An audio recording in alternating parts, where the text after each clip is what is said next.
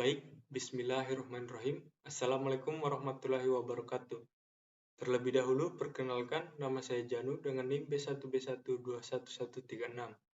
Pada kesempatan kali ini, saya akan memaparkan materi terkait kesuksesan perusahaan melalui penilaian kerja dalam rangka memenuhi tugas daripada mata kuliah pelatihan dan pengembangan SDM. Baik, tanpa berlama-lama untuk mengefisienkan waktu, kita beranjak kepada pembahasan materinya. Yang pertama yang perlu kita ketahui yaitu apa itu penilaian kerja dan apa kegunaan daripada penilaian kerja.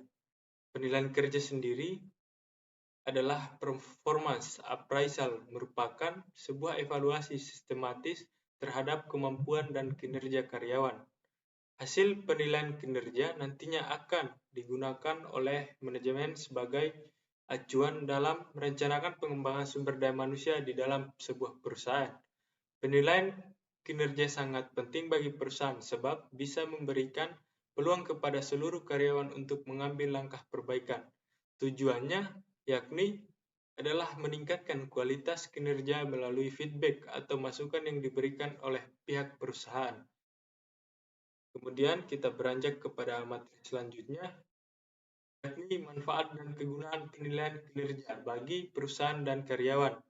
Yang pertama, yakni media tolak ukur dalam menentukan kenaikan gaji dan jabatan.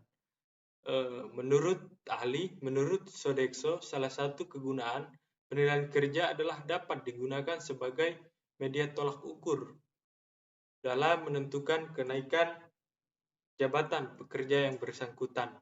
Perusahaan bisa melakukan penilaian dengan cara review sebelum memutuskan karyawan tersebut berhak naik gaji.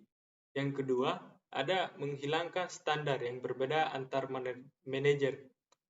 Maksudnya di sini adalah standar untuk bahan penilaian bagi karyawan bukan hanya saja dari sudut pandang subjektif tiap-tiap manajer, tapi kemudian penilaian ini adalah hasil objektif daripada sistematis penilaian itu sendiri. Kemudian poin ketiga yakni memotivasi karyawan. Tidak bisa dipungkiri bahwa dalam dunia kerja nominal gaji adalah motivasi terbesar bagi karyawan. Karena sederhananya tujuan seseorang bekerja adalah untuk mendapat pemasukan. Selanjutnya yakni bahan evaluasi. Kegunaan penilaian kerja yang telah dilakukan bisa dijadikan sebagai bahan evaluasi, baik bagi perusahaan maupun karyawan. Evaluasi tersebut nantinya akan sangat berguna dalam membangun perusahaan serta bekerja ke arah yang positif atau lebih baik lagi, sehingga dapat mencapai tujuan bersama. Next ke poin selanjutnya, yaitu memperjelas konteks pekerjaan karyawan. Maksudnya di sini adalah bagi karyawan salah satu kegunaan penilaiannya adalah mengetahui acuan bidang pekerjaan yang harus dilakukan. Apalagi saat ini masih ada perusahaan-perusahaan yang memberikan multi job desk kepada karyawan sehingga membuat pekerja merasa bingung. Selanjutnya yakni meningkatkan komunikasi antara manajer dan karyawan. Maksudnya di sini adalah dalam perusahaan terkadang ada masalah kesenjangan komunikasi antara pihak manajemen perusahaan dan karyawan. Khususnya karyawan yang baru bergabung di perusahaan. Namun penilaian kinerja yang dilakukan periodik terbukti dapat membantu mencairkan masalah komunikasi tersebut. Kemudian ada poin yang saya lewati tadi yakni mengetahui kebutuhan pelatihan. Maksudnya di sini adalah selama melakukan penilaian kerja karyawan, pihak manajemen tentu akan menemukan bagian-bagian yang kurang produktif pada para pekerja, pada para karyawan, dan perlu untuk ditingkatkan. Data tersebut kemudian bisa dijadikan senjata oleh manajemen untuk memperbaiki kualitas SDM melalui program-program tertentu. Baik, poin terakhir tadi kita loncat, yakni menggali potensi daripada karyawan. Maksudnya di sini adalah kegunaan penilaian kerja dijadikan sebagai akses atau tools untuk menggali potensi karyawan dengan cara pihak perusahaan akan menemukan potensi terdalamnya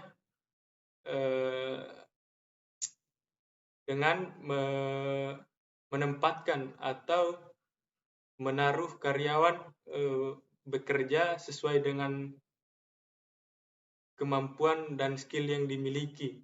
Karena biasanya karyawan cenderung bekerja sesuai tugas dan arahan perusahaan, bukan berdasarkan skill dan pengetahuan atau kemampuan yang mereka miliki. Baik, kita beralih ke materi selanjutnya, yakni metode penilaian kinerja yang efektif. Di sini saya tampilkan 2 poin. Ada yang pertama adil dan kemudian kedua objektif. Adil di sini bermakna penilaian kinerja yang didasarkan pada standar SOP sebuah perusahaan. Penilaian kinerja karyawan yang sudah disepakati. Setidaknya ada 5 elemen yang wajib diperhatikan, diantaranya seperti sasaran kinerja yang jelas, sasaran berhubungan dengan iuran jabatan, ralat, sasaran berhubungan dengan uraian jabatan, sasaran disepakati bersama, pertemuan tatap muka, dan diskusi. Kemudian yang kedua, objektif. Penilaian dilakukan secara objektif. Nilai-nilai yang diberikan tidak memandang seseorang karyawan secara subjektif. Seperti slide sebelumnya yang mencegah penilaian hanya berdasar pandangan subjektif dari seorang manajer saja, melainkan berdasar tingkat pencapaiannya. Beberapa pertimbangan yang penting dalam hal ini yaitu kemampuan menilai, data aktual, keberanian atau ketegasan, perilaku karyawan yang baik dan tidak, formulir penilaian kinerja, karyawan tidak rumit, dan sistem penilaian terstruktur. Baik, poin selanjutnya, pembahasan selanjutnya yaitu standar penilaian kinerja karyawan. Di sini saya tampilkan ada 10 poin dengan 2 slide. Kita bahas satu persatu.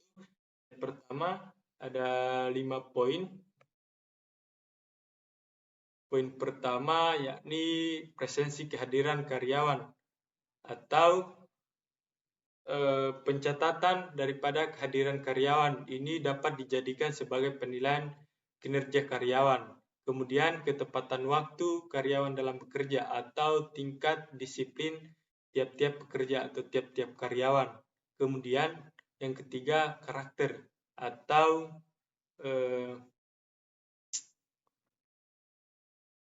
habit, kebiasaan daripada karyawan yang kemudian ditampilkan dalam bekerja. Poin keempat yaitu perilaku atau tindakan-tindakan yang dapat meningkatkan atau mengurangi efektivitas dan efisiensi daripada karyawan dalam pekerjaan. Kemudian yang kelima ada inisiatif.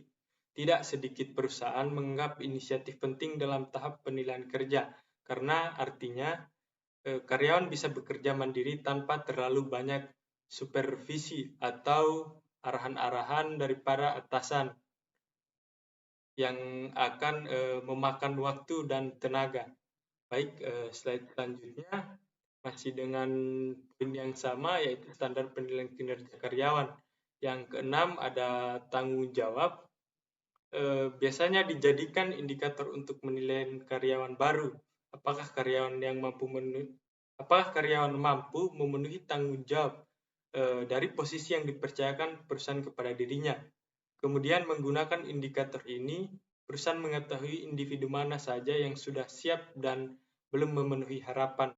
Yang ketujuh ada kepemimpinan. Kepemimpinan termasuk dalam keterampilan sosial.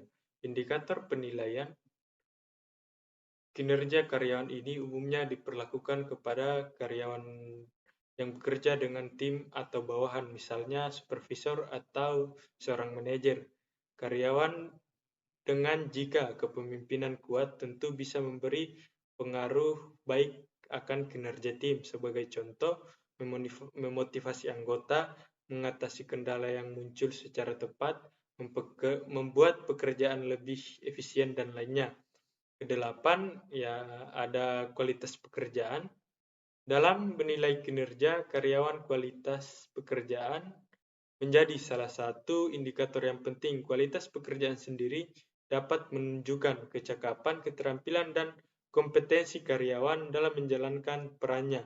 Yang kesembilan, ada kuantitas hasil. Kuantitas hasil, selain kualitas, hasil pekerjaan yang dapat diukur juga tentu ada yang namanya kuantitas atau pemenuhan target. Target ini sendiri bisa dikonversi dalam kuantitas atau jumlah penjualan produk yang berhasil diraih sales. Itu semisal contoh mendapatkan nasabah baru atau mendapatkan relasi baru dalam bisnis. Itu contoh-contohnya. Hal ini menjadi indikator yang paling umum lantaran mudah diukur menggunakan angka. Yang terakhir atau 10, yakni kerjasama di dalam tim. Hal ini akan sangat berpengaruh di dalam tim, akan sangat berpengaruh dalam perusahaan karena kerjasama tim akan menentukan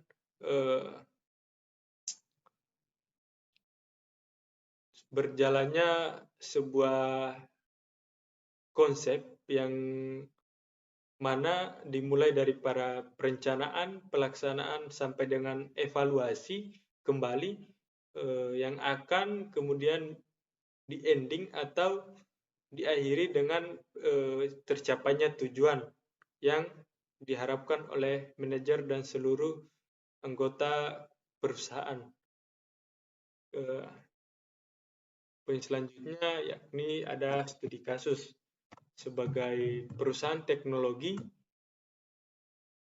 mungkin memiliki penilaian kerja berdasarkan kriteria-kriteria berikut. Ada 7 poin yang saya masukkan di sini. Pertama, kinerja karyawan yang akan dinilai berdasarkan efektivitas dalam mencapai tujuan individu dan kemampuan mereka untuk berkontribusi pada visi dan misi perusahaan. Yang kedua, ada kepuasan pelanggan, yang dimana pelanggan akan terlibat dalam survei kepuasan untuk memahami sejauh mana produk atau layanan mereka memenuhi harapan daripada pelanggan.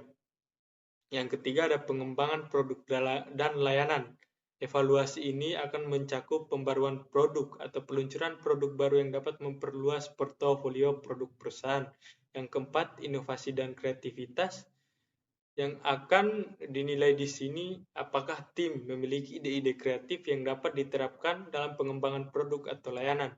Yang kelima, ada pengembangan karyawan, yakni upaya untuk memberikan pelatihan, pengembangan karir, dukungan dalam pengembangan potensi karyawan.